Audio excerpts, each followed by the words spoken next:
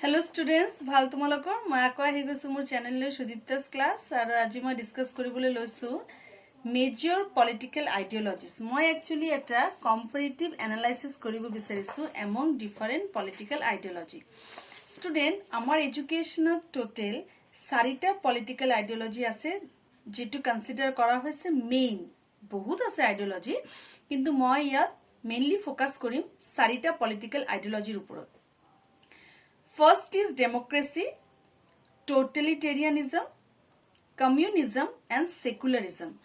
Student, democracy.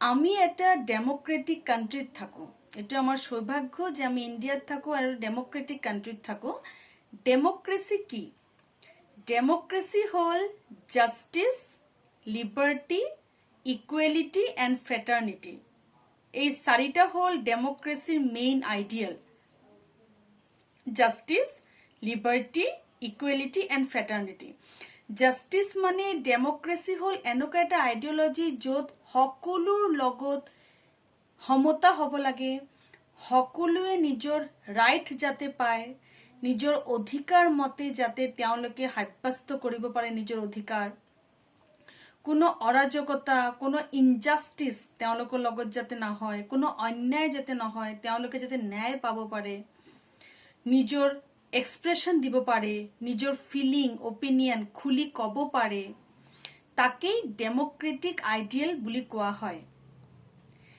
ডেমোক্ৰেসি হল Abraham লিংকনৰ মতে of the people for the people and by the people the government সৰকাৰ government of the people, for the people and by the people. মানুহৰ সৰকাৰ মানুহৰ বাবে ইয়াত মানুহ main আমি মেইন ডেমোক্ৰেসিত হিউম্যান এক্সিস্টেন্সৰ ওপৰত গুৰুত্ব দিয়া হয় হিউম্যান পাৱাৰ আমাৰ সম্পূৰ্ণ অধিকাৰ আছে আমাৰ থিংকিং আন্ডাৰষ্টেণ্ডিং অপিনিয়নৰ এটা দাম আছে আমি ডিসিশন মেকিংত সহায় কৰিব পাৰো আমি নিজৰ মতামত আগবঢ়াব পাৰো আমাৰ মনৰ কথা আমি কব পাৰো আমাৰ ইন্ডিভিজুয়াল আইডেন্টিটি আছে সমাজত আমাৰ এটা ভূমিকা আছে সৰকাৰে আমাক গুৰুত্ব দিয়ে আমাৰ কথাৰ এটা গুৰুত্ব আছে আমি ইয়াত নিজৰ মতে খুলি জিয়াই থাকিব পাৰো আমাৰ ফান্ডামেন্টাল ৰাইট আছে হে ৰাইট বিলাক আমি এনজয় কৰিব পাৰো তাকে ডেমোক্ৰেসি বুলি কয় ডেমোক্ৰেসিত প্ৰতিটো মানুহক ইকুৱেল অধিকাৰ দিয়া হয় নিজৰ লাইফ নিজে লিড কৰিবলৈ individual development as well as social development দুটাৰ ওপৰতে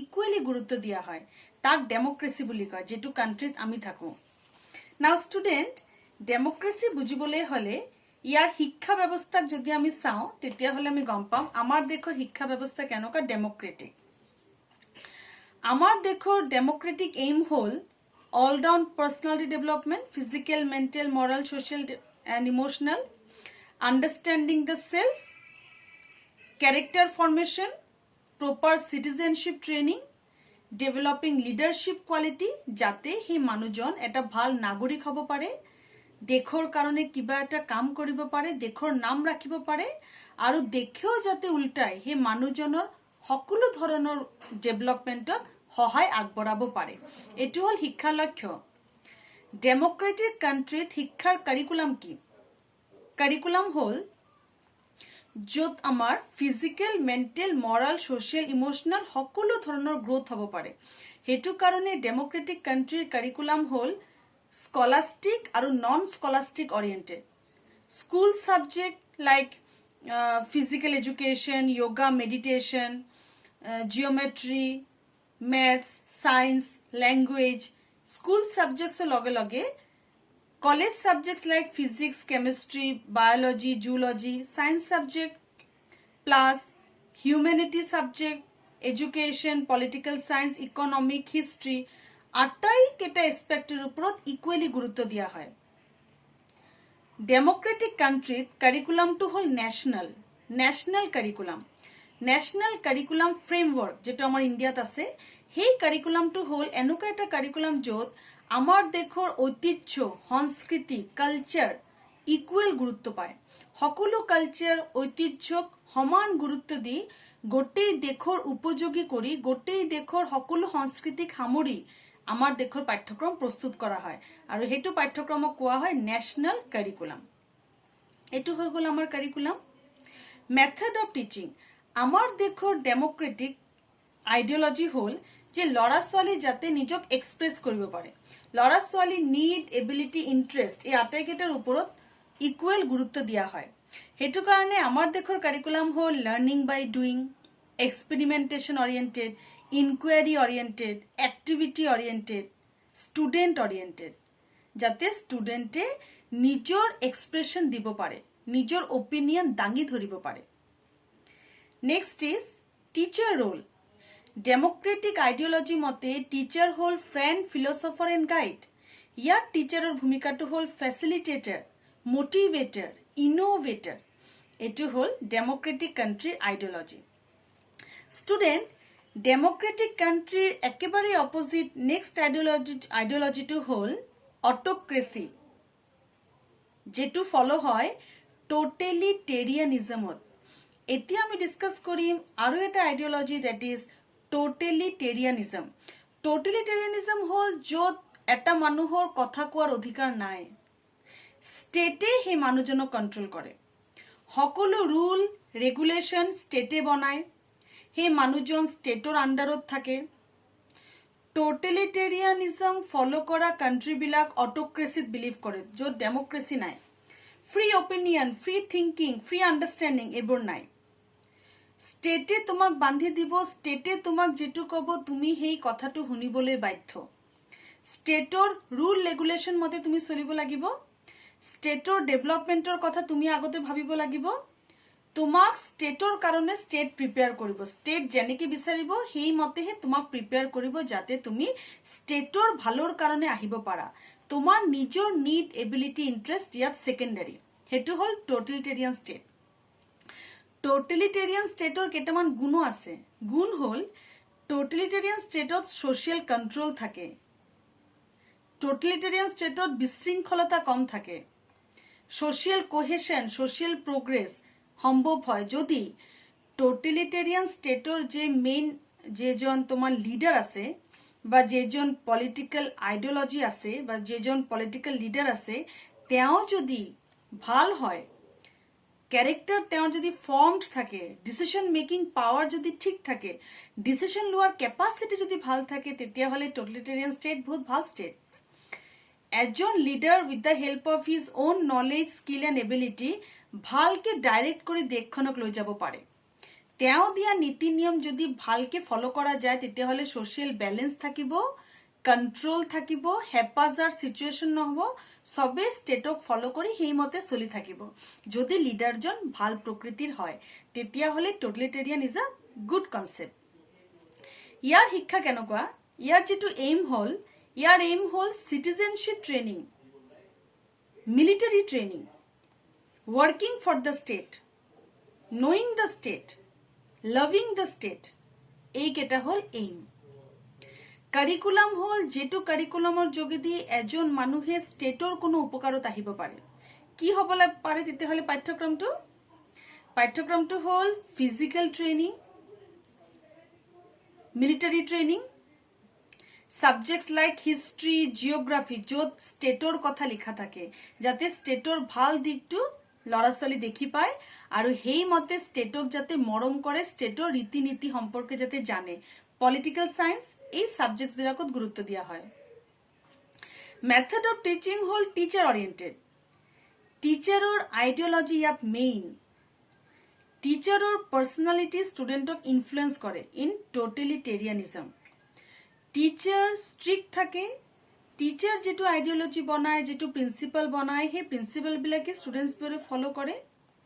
টিচাৰৰ যেটো own thinking, own understanding, own opinion সেইটো তেওঁ ষ্টুডেণ্টছক দিয়ে আৰু ষ্টুডেণ্ট সেইমতে এইটো গ্ৰাস্প কৰে। This education is teacher dominated, not student dominated. And here the discipline is strict based on social rules and regulation which you cannot break.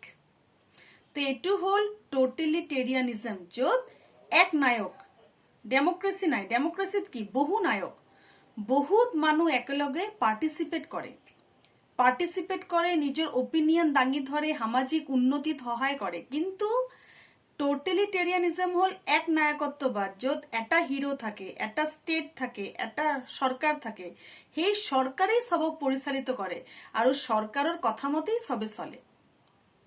Next আইডিওলজিটো হ'ল communism. Curl মাৰ্ক্সৰ communism আমি সব জানো, কমিউনিষ্টিক আইডিওলজি।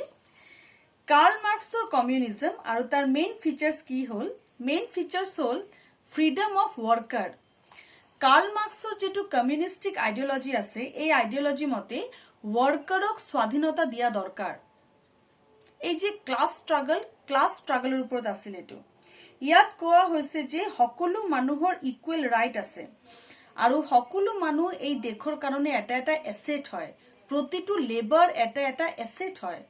তেওঁলোকক কোনো নিজৰ আন্ডাৰত থব নোৱাৰে, শোষণ কৰিব নোৱাৰে। গভৰ্নমেন্ট জাস্ট এটা কেয়াৰটেকাৰ হয়। গভৰ্নমেন্টে কোনো ওয়াৰ্কাৰক নিজৰ আন্ডাৰত থব নোৱাৰে, কোনো লেবাৰক তেওঁ শোষণ কৰিব নোৱাৰে, শাসনত থব নোৱাৰে।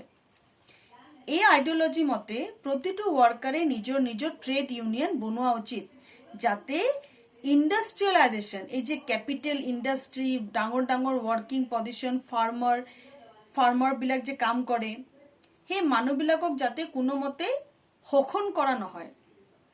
ইয়াত কোৱা হৈছে সমতাৰ কথা। ইয়াত কোৱা হৈছে যে সকলো লেবাৰ ফ্ৰী, সেই লেবাৰ বিলাকক কোনো শাসন কৰিব নোৱাৰে।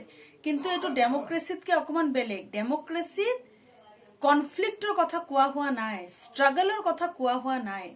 কিন্তু কমিউনিষ্টিক পলিটিক্যাল আইডিওলজি মতে ওয়াৰ্কাৰৰ স্বাধীনতাৰ কথা ইয়াত কোৱা হৈছে, যে প্ৰতিটো ওয়াৰ্কাৰ স্বাধীন, প্ৰতিটো লেবাৰ স্বাধীন, তেওঁলোকক কোনো নিজৰ শাসনত থব নোৱাৰে।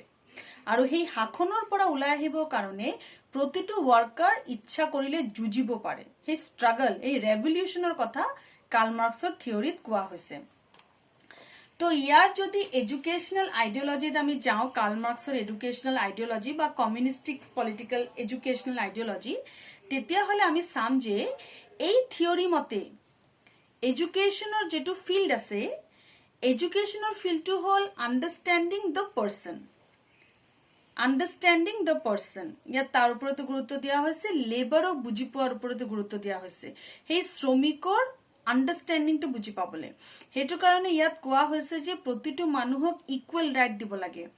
এই এডুকেশন মতে equal educational opportunity to all, justice to the labour, labour ফোৰ্সৰ লগত জাস্টিস হ'ব লাগে। এইটো আছিল ইয়াৰ মেইন আইডিওলজি, এডুকেশনাল আইডিওলজি। ইয়াত পাঠ্যক্ৰমটো হল য'ত অলৰাউন্ড ডেভেলপমেন্ট সম্ভৱ হ'ব, ওয়াৰ্কাৰে নিজৰ ৰাইট সম্পৰ্কে জানিব, knowing about own right, own duty, তাৰ ওপৰত ইয়াত গুৰুত্ব দিয়া হৈছিলে। লাস্ট আইডিওলজিটো হল সেকুলাৰিজম। এটো মোৰ খুব ফেভাৰিট। সেকুলাৰিজম কি? সেকুলাৰিজম হল ফ্ৰিডম অফ ৰিলিজিয়ন, য'ত ধৰ্মৰ এটা স্বাধীনতা থাকিব। ভাৰতৰ সকলো ধৰ্ম, সকলো ভাষা ভাষীৰ লোক যেতিয়া ইকুৱেল অপৰচুনিটি পাব, দ্যাট ইজ সেকুলাৰিজম। সেকুলাৰিজমৰ মতে প্ৰতিটো ধৰ্মক ইকুৱেল ৰাইট দিয়া, প্ৰতিটো ধৰ্মক ইকুৱেল অপৰচুনিটি দিয়া, প্ৰতিটো ধৰ্মৰ মানুহে যাতে বেলেগ ধৰ্মক মৰম কৰিব পাৰে, বেলেগ ধৰ্মক আপন কৰি ল'ব পাৰে, বেলেগ ধৰ্মৰ প্ৰতি টলাৰেন্স দেখাব পাৰে, সহ্য কৰিব পাৰে, বেলেগ ধৰ্মৰ প্ৰতি সন্মান দেখাব পাৰে, তাক কোৱা হয় সেকুলাৰিজম। সেকুলাৰিজম হল ধৰ্ম নিৰপেক্ষতা, irrespective of caste, colour, gender, social status, সকলো ধৰ্মক সমান গুৰুত্ব দিয়াটো হল সেকুলাৰিজম। আৰু ইয়াৰ পাঠ্যক্ৰমটো কি? ইয়াৰ পাঠ্যক্ৰমটো হল এইম অফ এডুকেশন হল understanding self, loving others culture, ethics, value, tradition, character formation, loving the religion of others, we feeling, এইকেইটা হল এইম।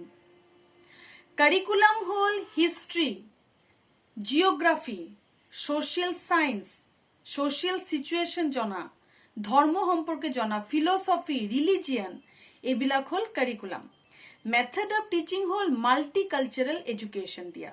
ইয়াত গুৰুত্ব দিয়া হৈছিলে মাল্টিকালচাৰাল এডুকেশনৰ ওপৰত, য'ত irrespective of caste, colour, gender and social status, সকলো ল'ৰা ছোৱালী এটা বাউণ্ডাৰীত আহি পঢ়া শুনা কৰক। In secularism, school was considered as a social society. School was considered as a miniature society, এটা ক্ষুদ্ৰ সমাজ য'ত চব মানুহ, বিভিন্ন ধৰ্মৰ মানুহ এটা জেগাত আহি পঢ়া শুনা কৰিব।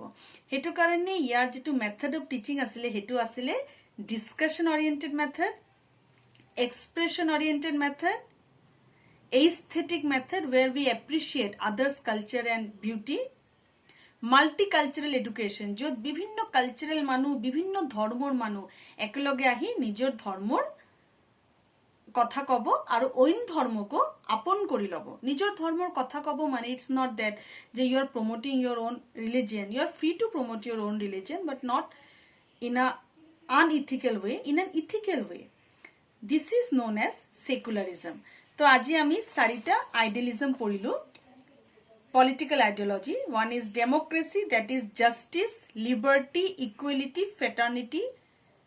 সবৰ লগত সমতা, সবৰ লগত ন্যায়, সবৰ লগত বিচাৰ, সমান।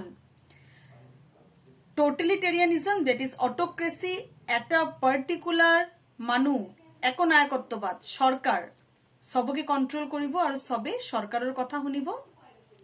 Communism, that is class struggle, revolution আনিব আৰু য'ত ওয়াৰ্কাৰ নিজৰ স্বাধীনতা পাব। and secularism য'ত সকলো ধৰ্মক সমান গুৰুত্ব দিয়া হ'ব। So these are the political ideologies and their influence in education. I will again come with a new topic. Till then, bye bye.